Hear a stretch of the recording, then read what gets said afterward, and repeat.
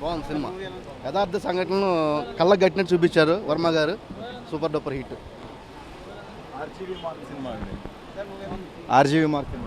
బాగుంది. బాగుంది సినిమా. బాగుంది. చాలా బాగుంది. చాలా బాగుంది. బాగుంది బాగుంది బాగుంది.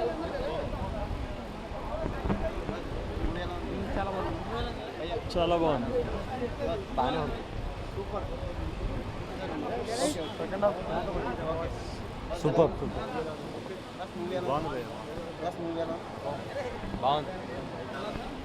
రియలిస్టిక్. చాలా బాగుంది. నిజంగా అలా జరిగిందేమో అన్నట్లు. సూపర్. Boss is back. బాగుంది. బాగుంది.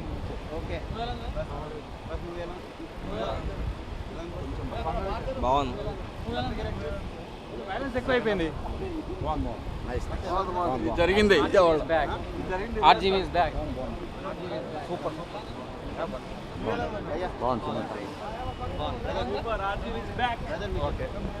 సూపర్. సూపర్.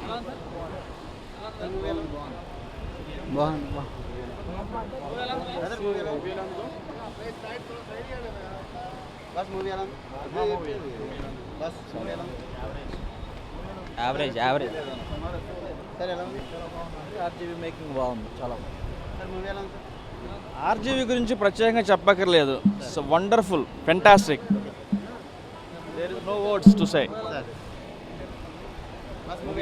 బాగుంది సార్.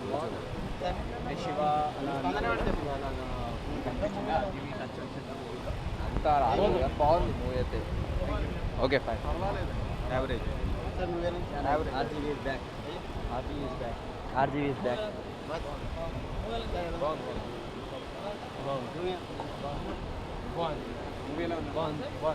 Okay movie.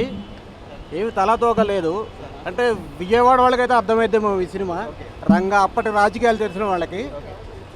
సినిమా చాలా స్లో ఉంది. స్క్రీన్ ప్లే చాలా స్లో తీశాడు.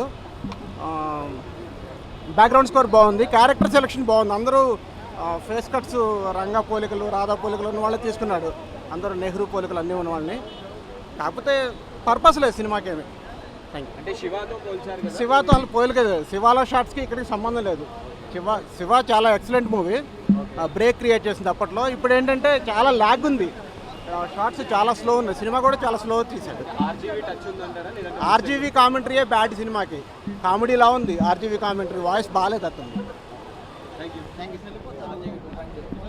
రక్త చరిత్ర పార్ట్ 3. Super fantastic. జరిగింది కదా, పేపర్లు వేసింది అవి వాళ్ళు చెప్పారు వీళ్ళు చెప్పారు అనేది సినిమా తీశాడు. కానీ శివకి ఏం జరిగిందో నాకు తెలియదు. దుర్గమ్మకి తెలుసు అనేది కంక్లూజన్ ఇచ్చాడు. ఆ మొత్తానికి సినిమా తీసి జనాల్ని ఒక రకంగా ఆయన చెప్పాలంటే ఆయన ఇష్టం వచ్చినట్టు ఆయన స్టైల్లో తీశాడు. ఈ జనాలు ఉన్న క్రేజ్ని పట్టుకొని ఏదో చేసుకోవాలని చూసుకున్నాడు. కానీ వాస్తవంగా ఎవరికి తెలియదు ఏం జరిగింది అనేది. ఈయన కల్పితం కొంచెం తీశాడు. ఒరిజినల్ కదే. అది కూడా చూసింది కదా జనాలు, పేపర్లో రాసింది. అప్పుడు పేపర్లే కదా, ఈ మీడియా లేదు. వాళ్ళు అనుకున్నది ఒరిజినల్గా. అంటే ఇప్పుడు రాధని చంపిందేమో నాగళ్ళ శివరామప్రసాద్ అనేది, అది కోర్టు దాకి ఆస్తులు పోగొట్టుకున్నాడు.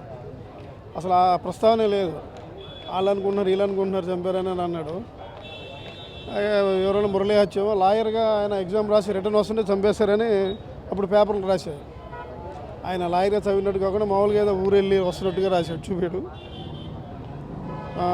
రంగా విషయం వచ్చేసరికి ఆయన ఎస్కేప్ అవుతాడు. ఎస్కేప్ అయినప్పుడు గోడ దూకుతుంటే లాగి చంపుతారు.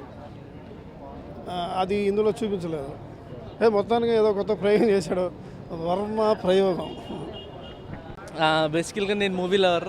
ఈ సినిమా అంతా చాలా ఎక్సైటింగ్గా వచ్చి ఎప్పుడెప్పుడు అని సినిమా వస్తుందని చూశాను. చాలా బాగుంది సినిమా.